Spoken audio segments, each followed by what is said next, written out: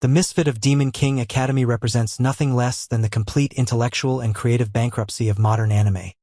A festering wound on the medium that oozes the putrid discharge of lazy writing, insulting characterization, and storytelling so fundamentally broken that it should be studied in film schools as a cautionary tale of everything a narrative should never become. This abomination masquerading as entertainment centers around Anos Voldigoad, quite possibly the single most insufferable protagonist ever conceived by human minds. A character so catastrophically terrible that he makes Kirito from Sword Art Online look like a complex, nuanced literary figure by comparison. Anos isn't merely another generic overpowered protagonist. He represents the terminal stage of the power fantasy cancer that has been metastasizing throughout anime for decades, finally reaching its grotesque endgame in a character who begins the series already at maximum power, already knowing everything, already capable of defeating any enemy without effort or growth. His character development, if one can abuse that term so severely, consists entirely of revealing new ways in which he was already perfect and omnipotent from the start. This isn't a character arc. It's a character flat line, a horizontal trajectory of smug perfection that renders the entire concept of storytelling completely moot. What possible stakes can exist when your protagonist can literally destroy dimensions with a wave of his hand? What tension can arise when every so-called challenge is resolved with Anos smirking knowingly while explaining how he's 17 steps ahead of everyone else? The series attempts to frame his unbearable arrogance as charming confidence, his condescending attitude as wisdom, and his complete lack of vulnerability as strength.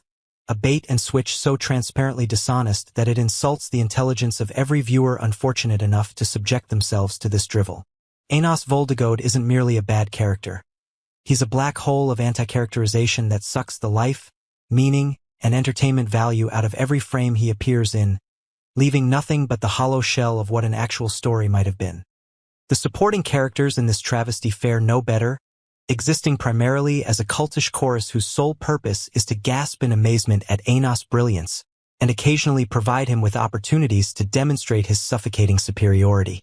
Potential female leads like Misha and Sasha Necron are introduced with hints of actual personalities and independent storylines, only to be rapidly reduced to simpering fangirls whose character development is completely consumed by their proximity to Anos. Their initial traits, Misha's quietness, Sasha's hostility, aren't starting points for growth but merely superficial quirks that are quickly subsumed into their primary function as members of Anos' adoring entourage.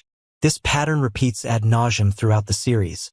Potentially interesting characters are introduced, hint at having motivations and personalities of their own, then are unceremoniously converted into more faceless worshippers at the altar of Anos Voldigoad. Antagonists exist solely to be humiliated and then join the cult. Their original characterizations and motivations discarded the moment they've served their purpose of making Anos look impressive. Meanwhile, genuinely intriguing characters with connections to the world's mythology and history are repeatedly sidelined to make room for yet another excruciating scene of Anos casually overpowering an opponent, while explaining in exhaustive detail exactly how and why his victory was inevitable from the start. A narrative structure about as surprising and engaging as watching someone play a video game with God mode activated. The series' treatment of its supporting cast represents a profound creative failure, a complete abdication of the basic responsibility to create a world populated by characters who feel like actual people rather than cardboard cutouts whose sole function is to reflect the blinding light of the protagonist's perfection back at him in an endless feedback loop of unearned adoration. The world-building of the Misfit of Demon King Academy constitutes another catastrophic failure.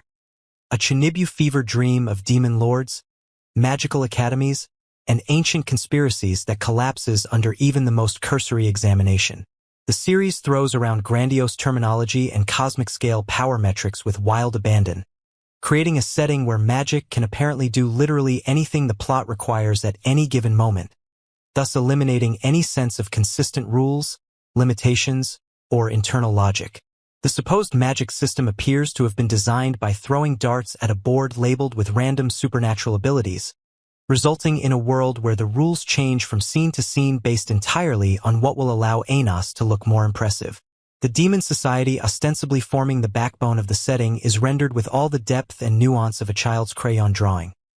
a collection of vaguely medieval fantasy tropes populated by characters in ridiculous costumes who exist primarily to be impressed by Anos or to serve as temporary obstacles that he can effortlessly overcome.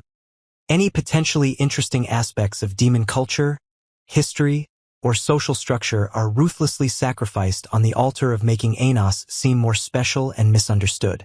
The series repeatedly hints at complex political machinations and thousand-year conspiracies, only to resolve them with Anos walking into a room, explaining that he knew everything all along, and then eliminating any actual complexity with a wave of his hand. This isn't world-building. It's world-destroying. A systematic dismantling of any narrative foundation that might support actual storytelling in favor of an endlessly repetitive cycle of Anos knows best. Anos was right all along. Anos wins without effort.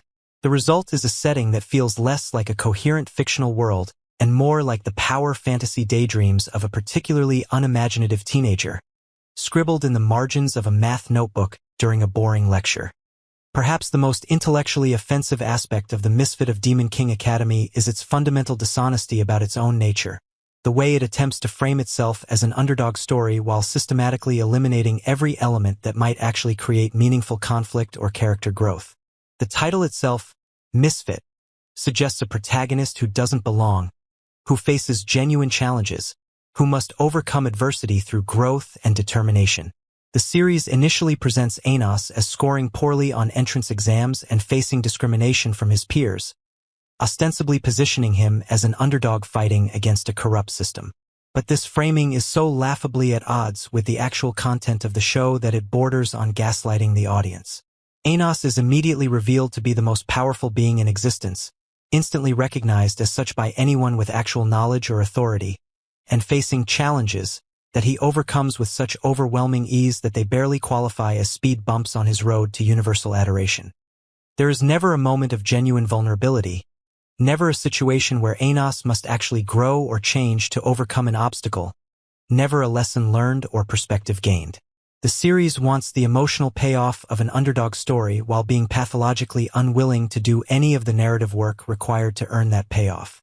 It's the storytelling equivalent of wanting to win an Olympic gold medal without bothering to train or compete. A fundamental misunderstanding of how narrative satisfaction works that betrays either profound creative incompetence or naked contempt for the audience's intelligence. This bait and switch isn't merely annoying. It actively prevents the series from generating any authentic emotion or engagement, resulting in a viewing experience as hollow and nutritionally empty as consuming nothing but cotton candy for weeks on end. The catastrophic failure of the Misfit of Demon King Academy extends beyond its individual components to infect the entire structure of its storytelling. A narrative so fundamentally broken that it cannot generate tension, surprise, or meaningful character development. Each episode follows the same tedious formula. A supposed challenge appears, characters gasp at its apparent difficulty. Anos smirks knowingly. Anos reveals he was 17 steps ahead all along. Anos defeats the challenge with minimal effort. Everyone stands around explaining how amazing Anos is. Repeat ad nauseum until the heat death of the universe. There is no learning curve, no moment of genuine doubt, no actual risk that produces the possibility of reward. The series is the narrative equivalent of a broken record, stuck in an endless loop of the same note played at the same volume with the same inflection, creating not a melody but an exercise in auditory torture.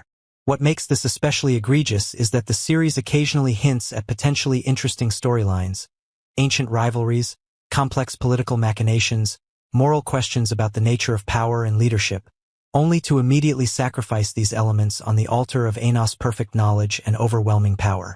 Any thread that might lead to actual character development or meaningful conflict is ruthlessly pruned before it can flower, leaving only the barren trunk of Anos' unchanging perfection. This isn't storytelling, it's storytelling prevention. An active effort to ensure that nothing resembling an actual narrative arc ever disrupts the monotonous celebration of the protagonist's superiority.